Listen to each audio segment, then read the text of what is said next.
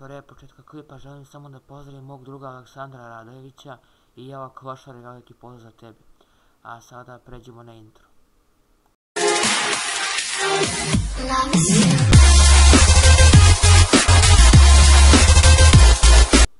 I veliki pozdrav svima njih, dobrodošli u moj novi klip na kanalu. Današnjim klipom donosim drugu priču na kanalu. Ovaj događaj mi se desio pre 3 godine kada sam bio 4. razred. Naime, mi smo imali kontrolni iz matematike, sabiranje, oduzimanje, množenje i deljenje, ali mene je mrzelo da učim. Dan pre toga ja umjesto da učim, ja sam igrao košarku, igrao igrice na kompjuteru i tako dalje, ali što najvažnije nisam učio. Mene učiteljica nije voljela, šta mogu reći da me je mrzela, a iskreno što da boli kurac za nju, iako vidi ovaj klip mogu da je poručim da me boli kurac jednostavno za nju. I mi smo te kontrolne radili u svesci, tada nismo radili na papiru. I večer pre toga ja sam planirao da preko kalkulatora na telefonu sve zadatke izračunam i dobijem 5 kvadrata. Ali večer pre toga ja sam zaključio telefon i onda sam šifru zaboravio.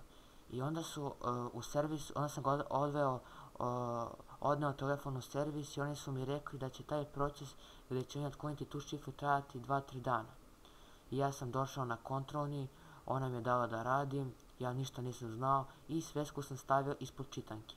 A učiteljicu sam pitao da li mogu čitanku da odnesem u ormarić, ona mi je dozvolila, ali ona nije znala da se ispod čitanke nalazi sveska gdje smo radili kontrolni.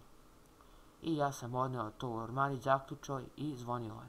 I kada je zvonilo nastala je uopšte pometnja. I učiteljica nije znala ko je dao svesku ako nije.